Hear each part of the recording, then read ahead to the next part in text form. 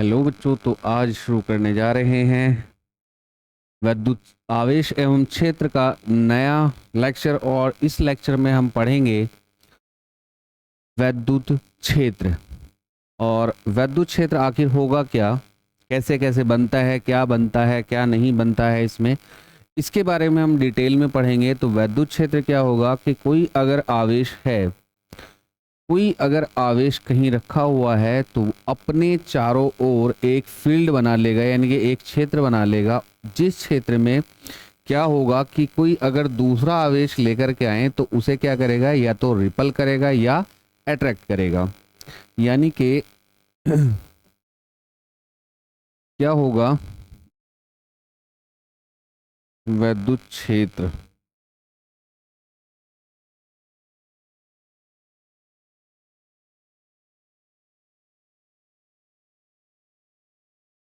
विद्युत क्षेत्र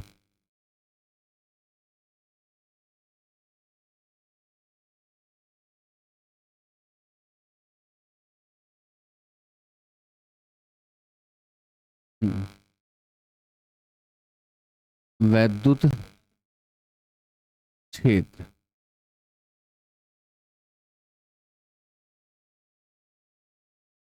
तो विद्युत क्षेत्र क्या होगा कि एक आवेश है। जब भी हमारा कोई एक आवेश होगा, मान लीजिए कि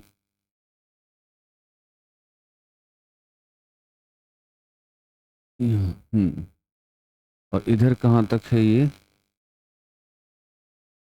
ठीक है, ओके। तो विद्युत क्षेत्र क्या होगा, कोई आवेश अगर हमने रख दिया, मान लीजिए कि एक ये क्यू आवेश है, और इस क्यू आवेश के आसपास कोई एक दूसरा आवेश हम रख दें, क्यू नॉट अगर हम रख दें, क्यू नॉट अगर रख दें, और ये ओ पर रखा हुआ है, ये पी पर रखा हुआ है, यानी कि अब क्या होगा इसमें, और दोनों के बीच की जो डिस्टेंस है मान लीजिए वो आर है। तो अब यहां कंडीशन क्या बनेगी, क्या है, कूलाम का नियम बन रहा है यहां पर कि दो आवेश रखे हैं आर दूरी पर, दोनों के बीच में क्या लगेगा, एक विद्युत बल लगेगा। अब इस विद्युत बल को हम क्या करते हैं, दो हिस्सों में तोड़ लेते हैं। यहां लगेगा विद्युत बल, विद्युत बल। इस विद्युत बल को हम दो हिस्सों में तोड़ लेते हैं कि एक आवेश, पहला आवेश, ये अपने चारों तरफ क्या उत्पन्न करेगा, विद्युत क्षेत्र। और इस विद्युत क्षेत्र के अंदर अगर कोई आवेश लेकर के आ रहे हैं तो उसके दोनों के कॉम्बिनेशन से क्या लगेगा, विद्युत बल। दोनों के कॉम्बिनेशन से क्या लगेगा, विद्युत बल। यानी कि विद्युत बल को हमने क्या किया कि एक आवेश है, ये रखा हुआ है, इसने अपने चारों तरफ क्या उत्पन्न किया, एक विद्युत क्षेत्र उत्पन्न कर दिया। विद्युत क्षेत्र उत्पन्न किया तो अब क्या होगा, इसके विद्युत क्षेत्र में कोई दूसरा आवेश लेकर के आएंगे तो क्या उत्पन्न होगा, वहां पर विद्युत बल उत्पन्न होगा। यानी कि कोई भी आवेश है तो अपने चारों तरफ क्या बना देगा, अगर कोई धनावेश है तो धनावेश क्या करेगा, अपने चारों तरफ ऐसे बल रेखाएं उत्पन्न करेगा। अगले किसी लेक्चर में पढ़ेंगे विद्युत बल रेखाएं। तो ये अपने चारों ओर जो फील्ड बनाएगा, यानी कि विद्युत क्षेत्र बनाएगा, वो हमेशा क्या होगा, ई वेक्टर। ठीक है, ई वेक्टर होगा, और ये हमेशा क्या होगी, बाहर की ओर, बाहर की ओर। यानी कि अगर धनावेश है तो बाहर की ओर होगी, और अगर कोई ऋणावेश है, कोई ऋण आवेश है, तो ऋण आवेश में क्या होगा, यही विद्युत क्षेत्र हमारा क्या हो जाएगा, ऋण आवेश में। अगर मान लीजिए ऋण आवेश है तो विद्युत क्षेत्र क्या होगा, अंदर की ओर। विद्युत क्षेत्र क्या होगा, अंदर की ओर। ये विद्युत क्षेत्र होगा अंदर की ओर। अगर माइनस का आवेश है, प्लस का है तो बाहर की ओर होगा, और माइनस का है तो अंदर की ओर होगा। तो यानी कि अब यहां से इसकी परिभाषा बनती है, किसी आवेश के चारों ओर वह क्षेत्र, किसी आवेश के चारों ओर वह क्षेत्र जिसमें अन्य आवेश वैद्युत बल का अनुभव करता है, वैद्युत बल का अनुभव करता है।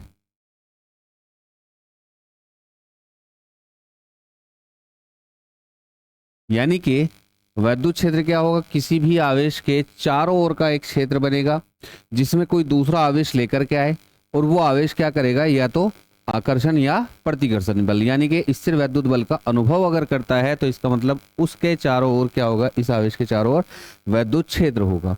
बना कैसे, यानी कि इसने अपना क्षेत्र उत्पन्न किया, इसके क्षेत्र में कोई दूसरा आवेश आया, और वो दूसरा आवेश क्या होगा, या तो इस वाले आवेश के क्षेत्र में आने पर आकर्षित होगा या प्रतिकर्षित होगा। अब असल में है क्या, कॉन्सेप्ट क्या है कि अगर कोई वैद्युत क्षेत्र है, मान लीजिए कि ये वैद्युत क्षेत्र है, वैद्युत क्षेत्र E, ये बड़ा ही इंपॉर्टेंट कॉन्सेप्ट है और ये कॉन्सेप्ट आगे तक काम आएगा आप लोगों के।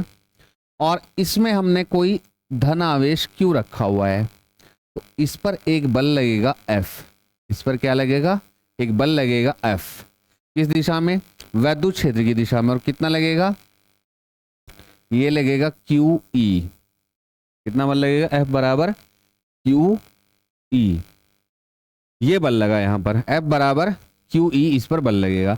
अगर कोई ऋणावेश है, अगर कोई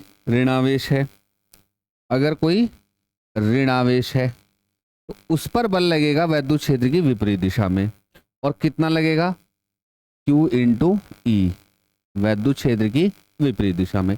यानी कि एक समान वैद्युत क्षेत्र में या किसी भी वैद्युत क्षेत्र में इसी वजह से, यानी कि वैद्युत क्षेत्र की दिशा क्या होगी, बाहर की ओर, किससे, प्लस के आवेश से, और प्लस का आवेश इसमें आ रहा है तो इसमें बल लगेगा कहाँ, बाहर की ओर, कहाँ लगेगा, बाहर की ओर। यानी कि यही कॉन्सेप्ट बन करके आया है, ये प्लस का आवेश है, इसी के क्षेत्र में एक दूसरा प्लस का आवेश लेकर के आए, तो ये Q1 है, ये Q2 है, तो इस पर एक बल लगेगा, और वो बल लगेगा कितना,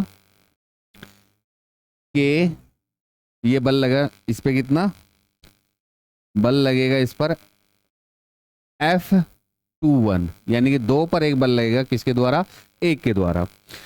अब फिर वहीं से हम चलते हैं, यानी कि एक नई चीज आती है इसमें, ये तो वैद्युत क्षेत्र है, यानी कि किसी भी आवेश के चारों ओर का वो क्षेत्र जिसमें कोई अन्य आवेश अनुभव करता है किसका, वैद्युत बल का, उसे हम बोलेंगे वैद्युत क्षेत्र। अब यानी कि वैद्युत क्षेत्र में अगर धनावेश लेकर के आ रहे हैं तो वो वैद्युत क्षेत्र की दिशा में उस पर बल लगेगा, और अगर वैद्युत माइनस आवेश यानी कि नेगेटिव ऋणात्मक आवेश लेकर के आ रहे हैं तो वो वैद्युत क्षेत्र की विपरीत दिशा में चलना शुरू कर देगा। ठीक है, तो इस पर बल लगेगा वैद्युत क्षेत्र की विपरीत दिशा में। अब आगे हम इसमें क्या करते हैं, वैद्युत क्षेत्र की तीव्रता, वैद्युत क्षेत्र की तीव्रता, वैद्युत क्षेत्र की तीव्रता, तो वैद्युत क्षेत्र की तीव्रता क्या होगी, किसी भी बिंदु पर, कोई भी हमारा बिंदु है और उस बिंदु पर हमें वैद्युत क्षेत्र की तीव्रता ज्ञात करनी है, तो वैद्युत क्षेत्र की तीव्रता ज्ञात करने के लिए उस बिंदु पर लगने वाला बल और उस आवेश के अनुपात को हम क्या बोलेंगे, वैद्युत क्षेत्र की तीव्रता। यानी कि किसी बिंदु पर या वैद्युत क्षेत्र में, ये क्या होगा, वैद्युत क्षेत्र में, वैद्युत क्षेत्र में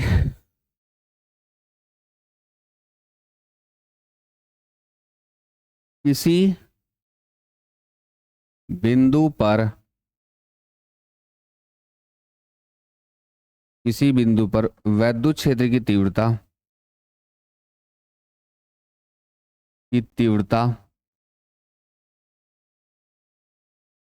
उस बिंदु पर, उस बिंदु पर रखे एकांक आवेश पर लगने वाले बल के बराबर होती है।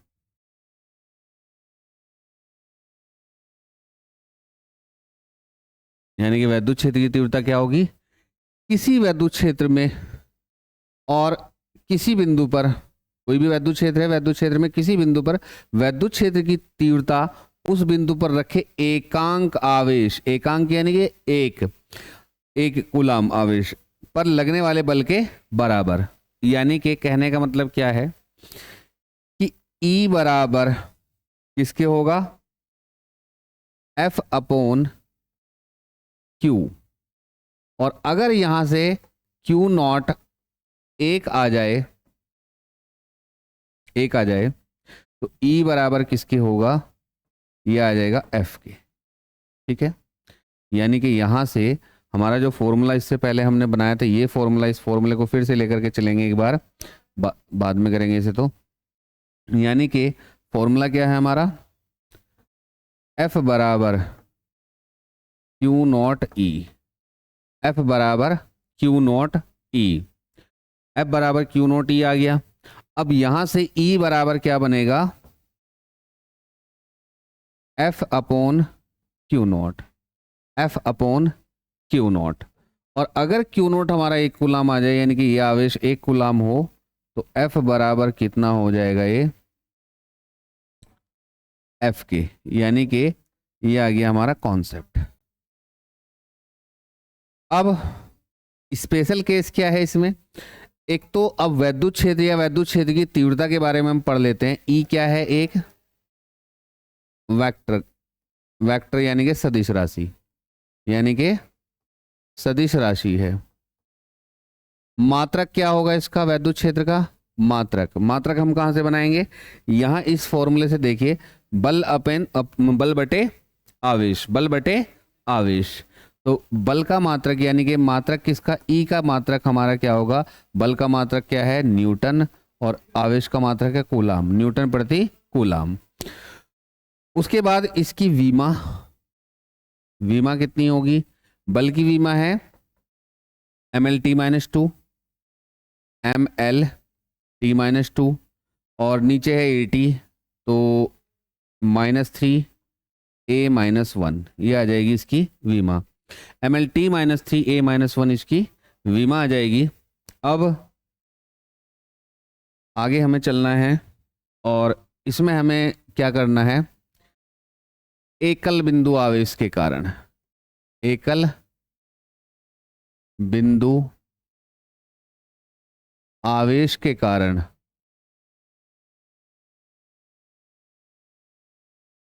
वैद्युत क्षेत्र।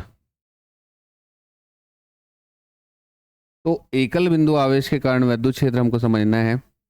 इसमें हम क्या करेंगे कि कोई एक आवेश रखा हुआ है, मान लीजिए Q रखा हुआ है, ठीक है, और इससे R दूरी पर एक बिंदु P है, R दूरी पर एक बिंदु P है, जहां हमें वैद्युत क्षेत्र की तीव्रता या वैद्युत क्षेत्र ज्ञात करना है। ठीक है, अब हम क्या करेंगे कि वैद्युत क्षेत्र जो होगा उसकी दिशा, क्योंकि प्लस का आवेश है, बाहर की ओर होगी, वैद्युत क्षेत्र बाहर की ओर होगा। अगर हम यहां पर एक आवेश अपनी तरफ से, यानी कि एक टेस्ट चार्ज, यानी कि एक परीक्षण आवेश Q नॉट अगर P बिंदु पर रख दें, अगर P बिंदु पर हम Q नॉट रख दें, ये बिंदु O पर रखा हुआ है और ये बिंदु P है, यानी कि एक आवेश Q है जिसकी वजह से, यानी कि एकल बिंदु ये वाला Q के कारण वैद्युत क्षेत्र कहां निकालना है, किसी बिंदु पर वैद्युत क्षेत्र, यानी कि यहां हमें वैद्युत क्षेत्र निकालना है।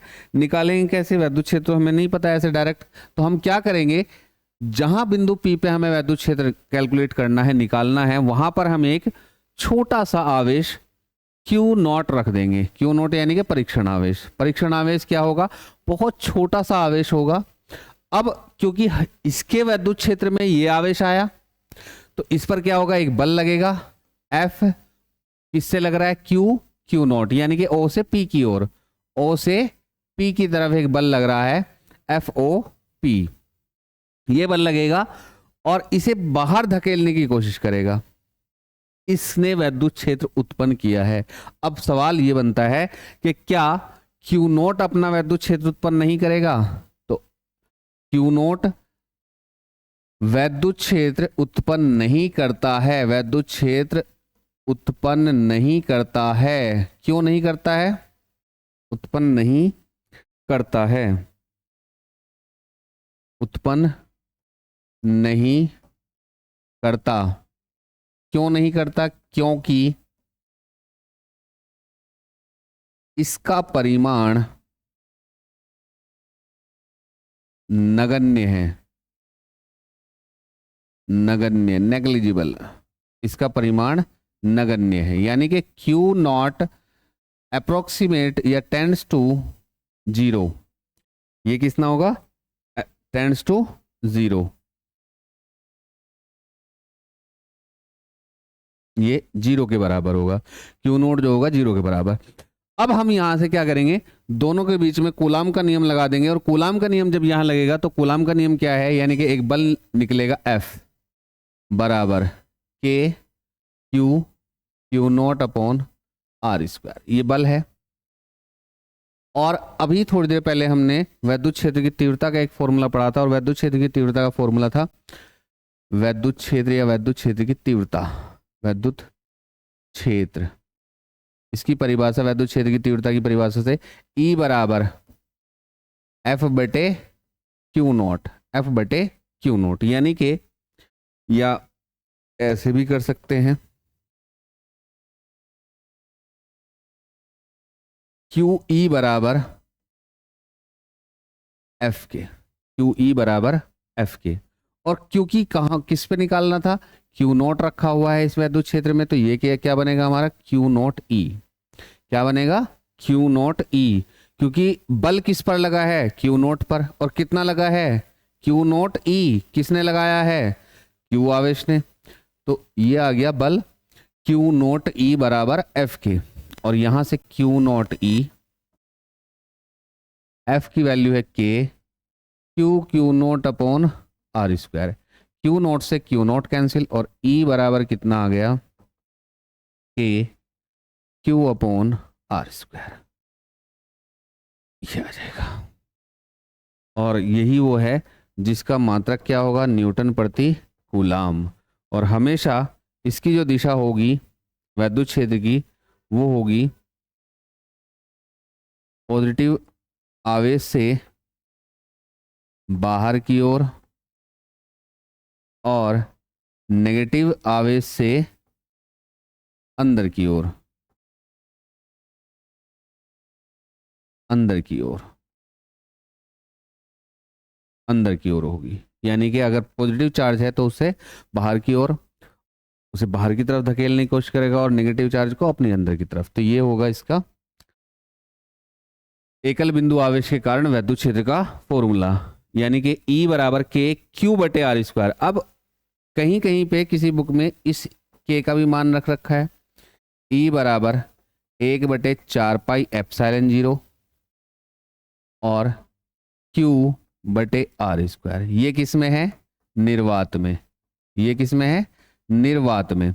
अगर किसी माध्यम में रखेंगे तो 1/4πε0, और ये K, अब ये नई चीज मैंने बता दी आप लोगों को, ये कहाँ से आया, क्योंकि मैंने अलग से एक पूरा पीरियड इसका लिया है, परमिटिविटी यानी कि वैद्युतशीलता, तो वहाँ हमने कैलकुलेट किया था epsilon E upon epsilon not is equal to किसके, एप्सिलॉन R के, या R इसे हम क्या बोलते हैं, K। अब यहीं से एप्सिलॉन इज इक्वल टू किसके, एप्सिलॉन 0 K। और अगर इसमें मैं फॉर्मूला लिखूं, क्या लिखूंगा मैं फॉर्मूला, 1/4πε0 नहीं लिखेंगे, एप्सिलॉन खाली, एप्सिलॉन Q/R², और एप्सिलॉन की जगह हम क्या लिख सकते हैं, एप्सिलॉन 0 कैपिटल K, ये कैपिटल K है, तो ये आ जाएगा किसी माध्यम में, यानी कि ये वैद्युत क्षेत्र है किसमें, वैक्यूम में, और ये किस में है, किसी माध्यम में वैद्युत क्षेत्र। तो ये एकल बिंदु आवेश के कारण वैद्युत क्षेत्र है। अब हमें निकालना है अनेक बिंदु आवेशों के कारण वैद्युत क्षेत्र, अनेक बिंदु आवेशों के कारण वैद्युत क्षेत्र।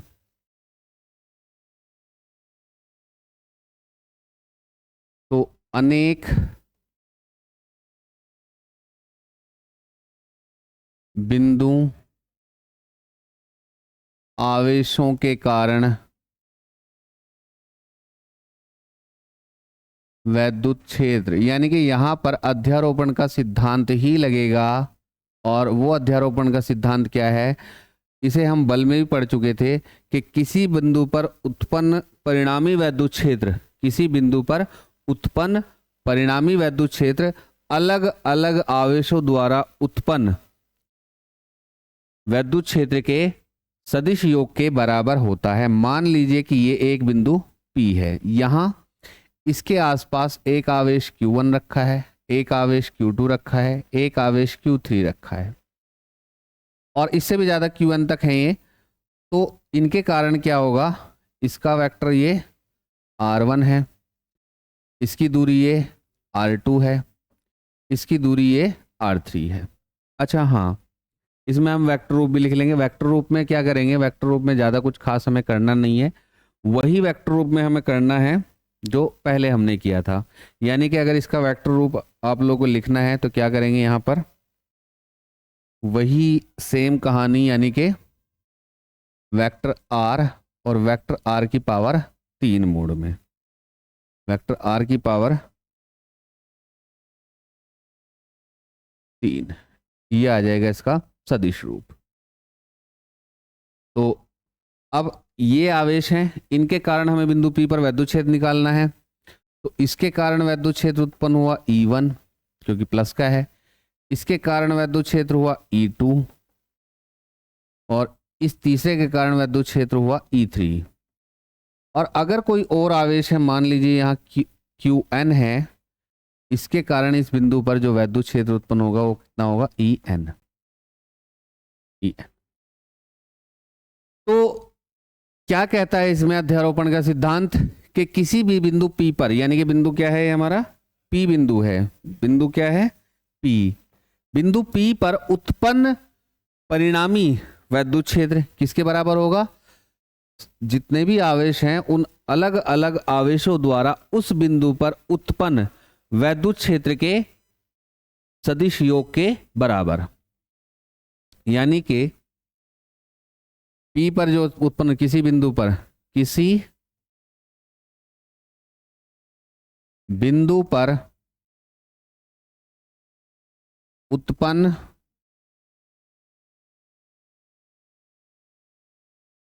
परिणामी वैद्युत क्षेत्र, परिणामी वैद्युत क्षेत्र अलग अलग आवेशों द्वारा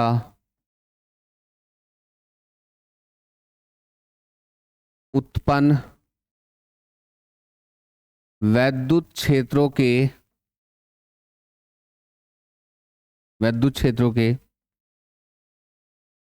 सदिश योग के बराबर होता है। यानी कि परिणामी वैद्युत क्षेत्र मान लीजिए E है, और किसके बराबर होगा, E1, E2, E3, E4 and so on En, इन सभी के सदिश योग के बराबर। अब अगर ये वेक्टर R1, ये वेक्टर R2, ये वेक्टर R3 और ये वेक्टर Rn है, तो अगर इसे सदिश रूप लिखें इनका, तो क्या लिखेंगे, यहां पर E बराबर K सबका बाहर ले लिया हमने, Q1 dot R1 upon R1 की पावर कितनी होगी 3, प्लस Q2 R2 R2 की पावर कितनी होगी यहाँ 3, plus and so on Qn Rn कि पावर कितनी होगी, आर एन की मोड की पावर 3, यानी कि ये आ जाएगा हमारा कुल यहाँ पर नेट वैद्युत क्षेत्र, ये आ जाएगा नेट वैद्युत क्षेत्र। तो अरे यार ये पेज खाली कैसे रह जाए, चलो चलो चलो चलो ठीक है। तो नेक्स्ट अनेक बिंदु आवेशों के कारण भी हमने निकाल लिया। अब इसमें करते हैं न्यूमेरिकल्स, न्यूमेरिकल्स करते हैं इसमें।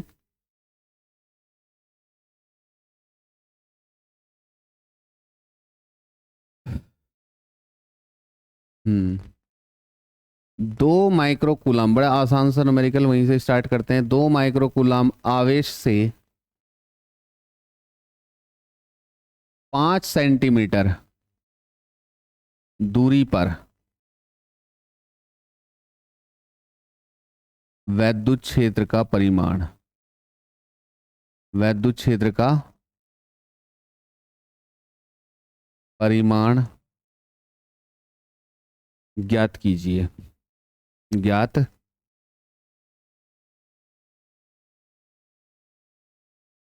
कीजिए।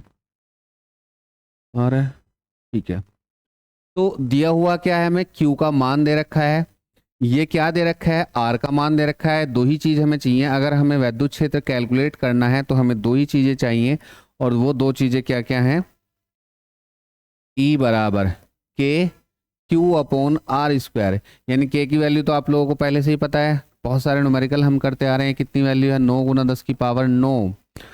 अब यहाँ क्या क्या क्या दे दिया, हमको दिया है आवेश, यानी कि Q बराबर कितना, 2 माइक्रोकूलम, यानी कि 2 गुना, माइक्रो मतलब 10 की पावर -6 कूलम। आर कितना, इसे भी ऐसा यूनिट बदलेंगे, 2 सेंटीमीटर, 5 सेंटीमीटर दे रखा है, 5 सेंटीमीटर का कितना हुआ, 5 गुना 10 की पावर -2। अब E बराबर 9 गुना 10 की पावर 9, और Q की वैल्यू है 2 गुना 10 की पावर -6, और यहाँ 5 और ये 5 और ये 5, 5 गुना 10 की पावर -2 की पावर 2। 9 दूनी हुआ 18, 18 गुना 10 की पावर बची 3, और यहाँ कितना आया 25, और 25 गुना 10 की पावर -4। -4 ऊपर जाएगी पावर, तो कितना बचेगा, ये बचेगा E बराबर आ गया 18, और यहाँ हमने किया इसे गुना 10 की पावर 7, और अपोन में आ गया 25, यानी कि 25 से डिवाइड करेंगे, 25 का 150, 25 सत्ते 175, 25 50। E बराबर 0.72 गुना 10 की पावर 7, या एक 10 की इसमें मल्टीप्लाई करेंगे तो ये आ जाएगा कितना, 7.2 गुना 10 की पावर 6 न्यूटन प्रति कूलम। ये बड़ा सिंपल सा एक न्यूमेरिकल था, यानी कि इसमें क्या दे रखा था, एक अल्बिंदु आवेश दिया हुआ था, और इसके कारण हमें वैद्युत क्षेत्र निकालना था। अब थोड़ा सा इससे लेवल बढ़ाते हैं, तो अब 2 आवेश हम लेंगे, और 2 आवेश कौन कौन से, 1 माइक्रोकूलम व 4 माइक्रोकूलम आवेश, दोनों प्लस प्लस हैं, एक दूसरे से 20 सेंटीमीटर, आसान कर देते हैं, दूरी पर रखे हैं।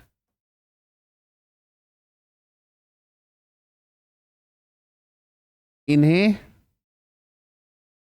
इन्हें इन्हें किन्हें, दोनों आवेशों को, इन्हें मिलाने वाली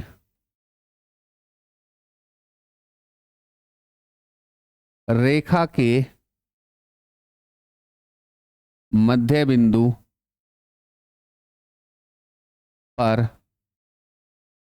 मध्य बिंदु पर वैद्युत क्षेत्र, वैद्युत क्षेत्र ज्ञात कीजिए, वैद्युत क्षेत्र ज्ञात कीजिए। तो ये यहां पर हमें वैद्युत क्षेत्र ज्ञात करना है। किस तरीके से है, यानी कि 2 आवेश हैं, एक आवेश ये रहा A पर रखा हुआ है, एक B पर मान लेते हैं, यहाँ रखा हुआ है 1 माइक्रोकूलम, यहाँ पर रखा हुआ है 4 माइक्रोकूलम, दोनों के बीच की दूरी है 20 सेंटीमीटर, और इन दोनों को मिलाने वाली रेखा AB, इसके मध्य बिंदु यानी कि ये बिंदु सी है, 10 सेंटीमीटर इधर छोड़ेगा और 10 सेंटीमीटर इधर छोड़ेगा। तो ये भी प्लस का आवेश है, इससे भी वैद्युत क्षेत्र बाहर की ओर होगा, इधर से भी वैद्युत क्षेत्र बाहर की ओर होगा, यानी कि इधर से वैद्युत क्षेत्र आया EA, इधर से वैद्युत क्षेत्र आया EB। अब देखना ये है कि दोनों की दिशा विपरीत है, फिर परिणामी इसका हम निकाल लेंगे यानी कि सदिश योग लगाकर। तो दिया क्या है, आवेश ए पर रखा हुआ 1 माइक्रोकूलम यानी कि 1 × 10 की पावर -6। आर ए बराबर यानी कि ए से दूरी कितनी, सी की दूरी, तो ये कितना 10 सेंटीमीटर यानी कि 0.1 मीटर या 10 की पावर -2 भी लिख सकते हैं। Q B is equal to कितना 4 माइक्रोकूलम यानी कि 4 × 10 की पावर -6 कूलम। उसके अलावा आर दिया हुआ है, ये दिया हुआ है R B is equal to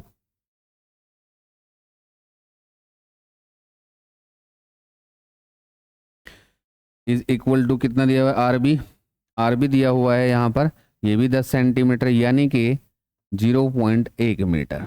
अब फॉर्मूला हम लगाते हैं, ई ए इज इक्वल टू के क्यू ए बटे आर ए का स्क्वायर। तो यहां बनेगा ई ए इज इक्वल टू 9 × 10 की पावर 9, 9 × 10 की पावर 9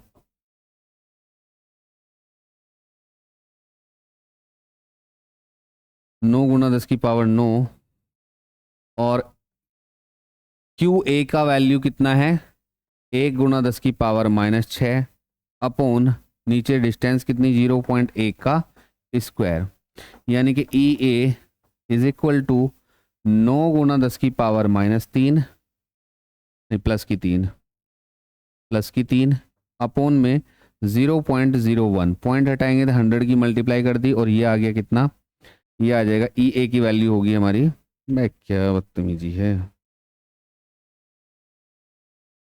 ई ए की वैल्यू होगी 9 × 10 की पावर 5 न्यूटन प्रति कूलम।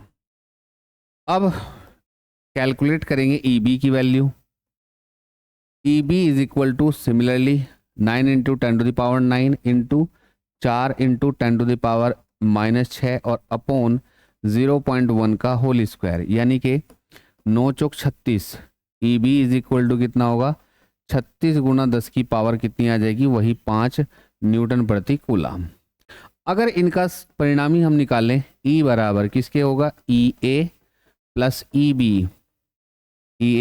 बी, अब हम देख पा रहे हैं कि दोनों विपरीत दिशा में हैं, तो हम प्लस किसे मान लेंगे, जो भी जिसका मैग्नीट्यूड ज़्यादा होगा, और मैग्नीट्यूड यहाँ किसका ज़्यादा है ई बी का ज़्यादा है, क्योंकि ई ए का मैग्नीट्यूड कितना है 9 × 10 की पावर 5, ई बी का मैग्नीट्यूड कितना है 36 × 10 की पावर 5। तो यहाँ से परिणामी क्या बनेगा हमारा ई बी माइनस ई ए, यानी कि 36 × 10 की पावर 5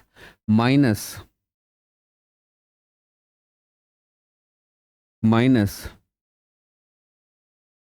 10 की पावर 5 -9 × 10 की पावर 5, यानी कि जो परिणामी वैद्युत क्षेत्र है वो कितना बना, 10 की पावर 5 कॉमन ले लेंगे यहाँ से, तो कितना 36 में से 9 गया तो बचा कितना 27 × 10 की पावर 5 न्यूटन प्रति कूलम। और अगर इसकी दिशा भी हमें लिखनी है तो दिशा क्या होगी इसकी बी से ए की ओर, यानी कि दिशा है इसकी बी से ए की ओर, यानी कि ये इसकी दिशा होगी। ठीक है, इसके बाद नेक्स्ट क्वेश्चन हम देखते हैं, और ये क्वेश्चन हमने वैद्युत बल में भी किया था, हमने ये क्वेश्चन किया था, और क्या किया था कि तीसरा आवेश हमें कहाँ रखें। ठीक इसी तरह से क्या होगा, इसमें आवेश तो नहीं रखना है, लेकिन इसमें क्या करना है कि 2 आवेश रखे होंगे। अब 2 आवेश कौन कौन से हैं, 1 माइक्रोकूलम व 9 माइक्रोकूलम आवेश एक दूसरे से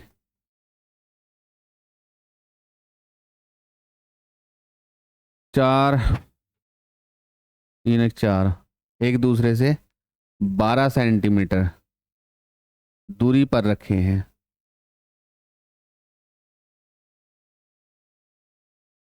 इन्हें मिलाने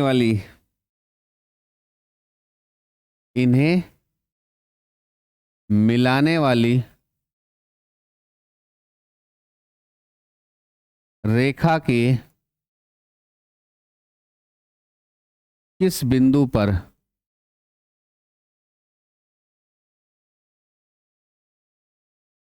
विद्युत क्षेत्र शून्य होगा? तो करते क्या है, वही दो आवेश हमें बनाने हैं। एक आवेश ये रहा, एक आवेश ये रहा। ये बिंदु ए पर रखा हुआ है, ये बिंदु बी पर रखा हुआ है। अब मान लीजिए कि हमेशा कहाँ होगा, पहली बात तो ये मैंने वहां भी बताया था, हमेशा छोटे आवेश की तरफ होगा। ये 1 माइक्रोकूलाम है, ये 9 माइक्रोकूलाम है। और हमने मान लिया कि यहाँ सी पर और छोटे आवेश से कितनी दूरी, x दूरी पर, छोटे आवेश से x दूरी पर क्या मान लिया कि यहाँ विद्युत क्षेत्र क्या होगा, शून्य।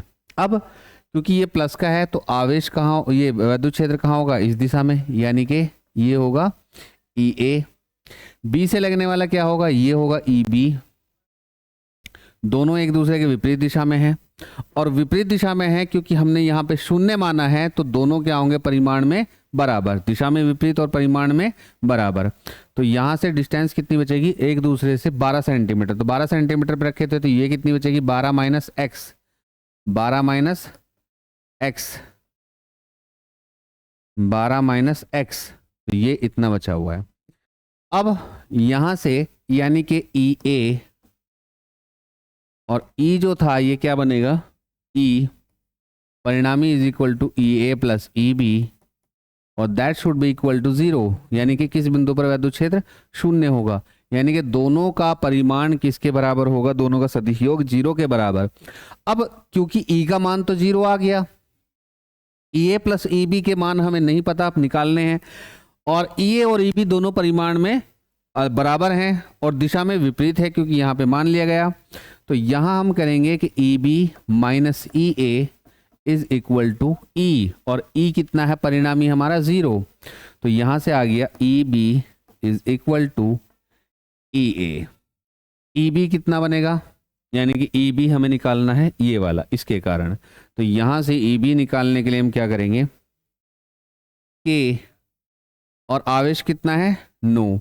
यहां पर माइक्रो कूलाम को कूलाम में बदलने की जरूरत नहीं है क्योंकि यहां दो क्वांटिटी को हम क्या कर रहे हैं, कंपेयर कर रहे हैं, और कंपेयर कर रहे हैं तो यूनिट्स हमें सीजीएस से बदलने की जरूरत नहीं है कि हम ऐसा ही बदलें, थोड़ा कॉम्प्लिकेटेड हो जाएगा अगर ऐसा ही बदलेंगे। यहाँ बड़ा आसान सा रहेगा, के हमने एज इट इज रखा, और इसे ये चलिए एक बार के लिए क्यू बी हम रख देते हैं, क्यू बी अपॉन डिस्टेंस कितना है, उस डिस्टेंस को हमने मान लिया आर बी, तो आर बी का स्क्वायर इज इक्वल टू ये कितना, Q A upon R A का स्क्वायर।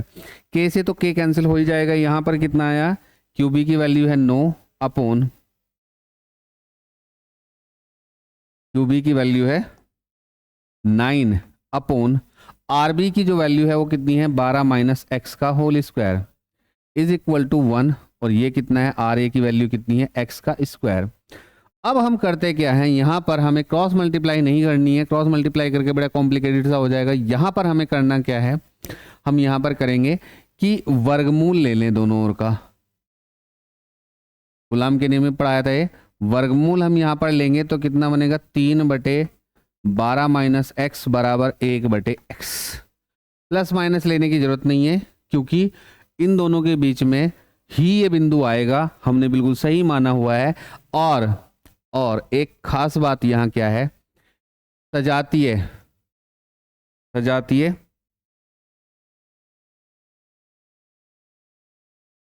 सॉरी, जो विद्युत क्षेत्र, परिणामी विद्युत क्षेत्र सजातीय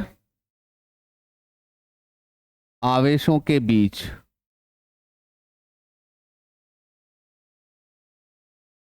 नोटेबल पॉइंट है, और दूसरा पॉइंट है विद्युत क्षेत्र विजातीय आवेशों से बाहर शून्य होता है। और हमेशा तीसरी खास बात क्या होगी, यह वैद्युत क्षेत्र छोटे परिमाण, चाहे वो प्लस का है चाहे माइनस का है, छोटा परिमाण वाले आवेश की ओर होगा। यानी कि जिस पर वैद्युत क्षेत्र हमारा शून्य है वह बिंदु कहां होगा,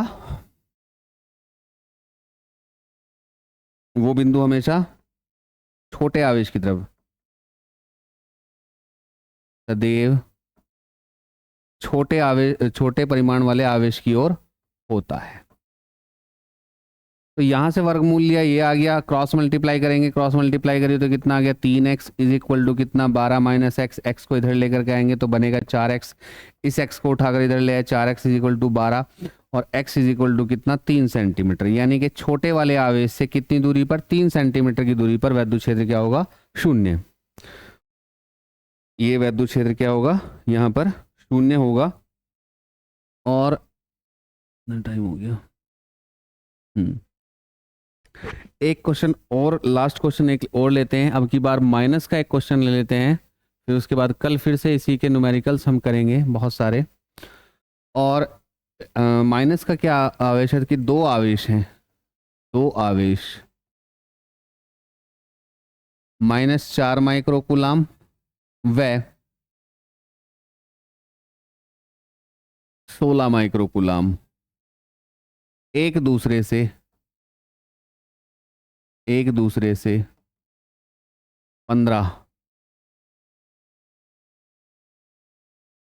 15 सेंटीमीटर की दूरी पर, 15 सेंटीमीटर की दूरी पर, 15 ही ले क्या,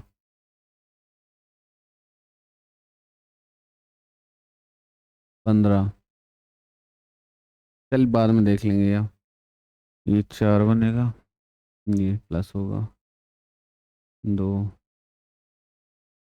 2 2, चलो 16 कर लो, 16 सेंटीमीटर की दूरी पर रखे हैं।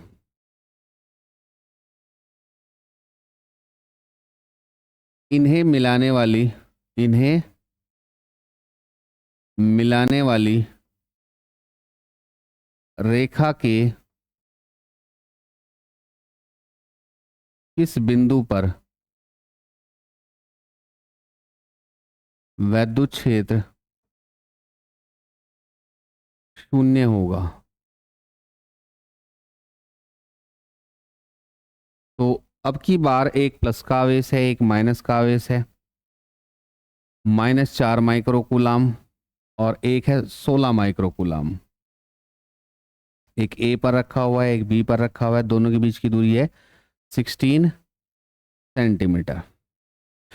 अब क्या बताया था मैंने इससे पिछले उसमें मैंने बताया था कि हमेशा क्या होगा, वैद्युत क्षेत्र विजातीय आवेशों से बाहर होगा शून्य, और कहाँ होगा, हमेशा छोटे परिमाण वाले आवेश की ओर, छोटे परिमाण वाले आवेश की ओर। तो हमने मान लिया कि यहाँ सी बिंदु पर और इस सी बिंदु की दूरी छोटे परिमाण वाले आवेश से कितनी है, x दूरी है।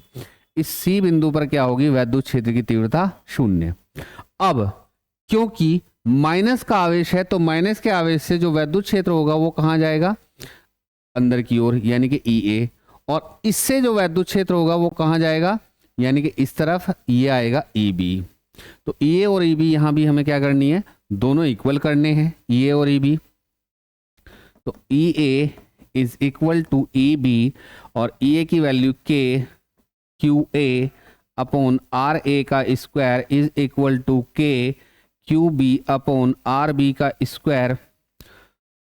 K से K कैंसिल हो गया और QA कितना है, 4 माइक्रोकूलाम, यानी कि 4 ही लिखेंगे, माइक्रोकूलाम लिखने की जरूरत नहीं, अगर लिखना चाहो तो लिख लो 4 माइक्रोकूलाम 10 की पावर -6।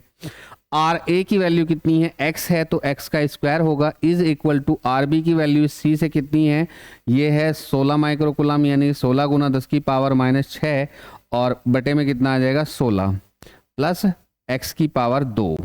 यहाँ 10 की पावर -6 से 10 की पावर से 4 ही कम 4 और 4 चौक 16। तो ये आ गया हमारा 1/x² बराबर 4/16 प्लस x का होल स्क्वायर। दोनों का हम क्या करेंगे, वर्गमूल करेंगे। फिर वही के कहानी, वर्गमूल किया 1/x बराबर 2/16 प्लस x, क्रॉस मल्टीप्लाई, तो क्रॉस मल्टीप्लाई में क्या होगा 2x बराबर 16 प्लस x, x को इधर लेकर के आएंगे तो x बराबर कितना आ जाएगा, ये 16 सेंटीमीटर। यानी कि छोटे आवेश से कितनी दूरी पर, 10-16 सेंटीमीटर की दूरी पर वैद्युत क्षेत्र शून्य होगा। आज की क्लास यहीं खत्म करते हैं। त्रिभुज और जो वर्ग वाले क्वेश्चन हैं वो कल कराएंगे, उसमें एनसीईआरटी के भी हैं, कुछ अलग भी हैं। तो आज यहीं खत्म करते हैं।